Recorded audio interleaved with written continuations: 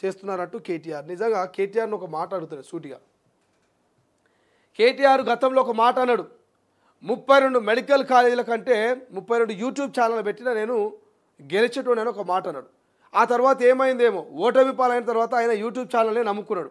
కొన్ని యూట్యూబ్ ఛానళ్ళతో ఆయన చేసేటువంటి అసత్యపు ప్రచారాలు, తప్పుడు వార్తలు, ఇక కొన్ని సోషల్ మీడియాలో ఆయనకు సంబంధించినటువంటి సోషల్ మీడియాలో పెట్టే పోస్టులు చూస్తే ఇక ఒకడోని గుండె ఆగి చచ్చిపోవాల్సిందే.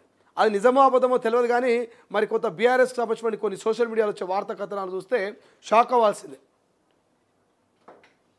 అంటే ఇక్కడ మీడియా నిజాన్ని నిర్భయంగా ఫోన్ ట్యాపింగ్లో జరిగినటువంటి వ్యవహారాలు కావచ్చు, ఫోన్ ట్యాపింగ్ వల్ల బాధితులు పడ్డ ఇబ్బందులు కావచ్చు, ఫోన్ ట్యాపింగ్ వల్ల ఎన్నో కుటుంబాల రహస్యాల్ని విన్నటువంటి పరిస్థితిని కావచ్చు, గత ప్రభుత్వంలో ఉన్నటువంటి మంత్రులు చేసినటువంటి వ్యవహారాన్ని కావచ్చు, మహాన్యూసో లేకపోతే ఇంకోటో ఏదైతే ముందు కానీ మరి ఈ ఛానల్స్ అన్ని నిజాన్ని నిర్భయంగా చూపిస్తే అది ఫేక్ వార్త లెక్క అనిపించిందట కేటీఆర్. అది తప్పుడు కథల లెక్క అనిపించిందట. ఇక ఆయన అనుచరులకు చెప్పి ఉసగొలిపి ఇక ఆయన అనుచరులు పోయి నిన్న మహాన్యూస్ మీద దాడి చేశారు. విచ్చలవిడిగా ఎక్కడ ఏది ఉంటే దాన్ని బలగొట్టిరు, ఏ రాయి ఉంటే ఆ రాయి తీసుకుపోయి ఎత్తేసారు. మొత్తం లోపల ల్యాప్టాప్లు, గిఫ్టాప్లు, కార్లు, అద్దాలు, ఆ బిల్డింగ్ను మొత్తం కూడా అస్తవ్యస్తం చేశారు. ఎవడిచ్చాడు మీకు హక్కు అధికారం? మీడియా మీద దాడి చేసే హక్కు అధికారం మరి బీఆర్ఎస్ పార్టీ నేతలకు ఎవడిచ్చాడు? ఇది ప్రజాస్వామ్యమా? ప్రజల కోసం ప్రశ్నించే మీడియా సంస్థల మీద, జర్నలిస్టుల మీద మీ దాడులా? ఏంది కుప్పిగంతులు?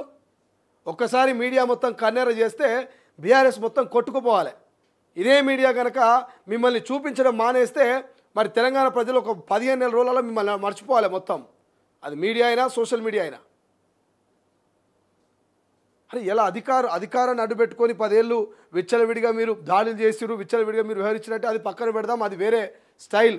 అప్పుడు అధికారం నడిచిపోయింది. ఇప్పుడు అధికారము లేదు, ప్రజల ఆదరణ లేదు, మిమ్మల్ని ఎవడు పట్టించుకుంటలేడు. మీరు రోడ్డు మీద పోయి నిలబడ్డా కూడా మిమ్మల్ని ఎవడు డేక్తలేడు. మీరు అయినా కూడా ప్రతిపక్షంలో ఉండి ఇవాళ మహాన్యూస్ మీద, రేపు ఇంకో దాని మీద ప్రశ్నించే జర్నలిస్టు మీద దాడి చేస్తారు మీరే.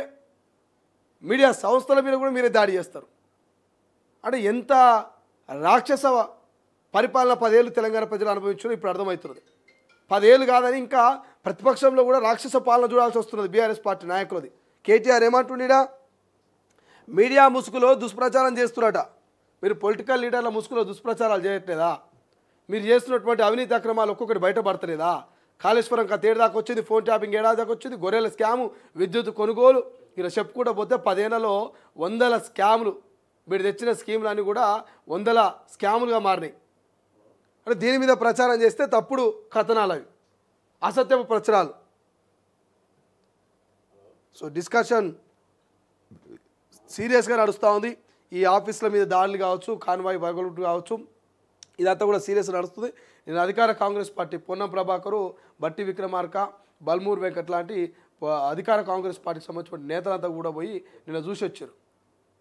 సో 4th పిల్లర్ అయినటువంటి మీడియా మీద ఈ దాడిని నేను అధికార కాంగ్రెస్ పార్టీ కూడా మొత్తం ఖండించినటువంటి పరిస్థితి.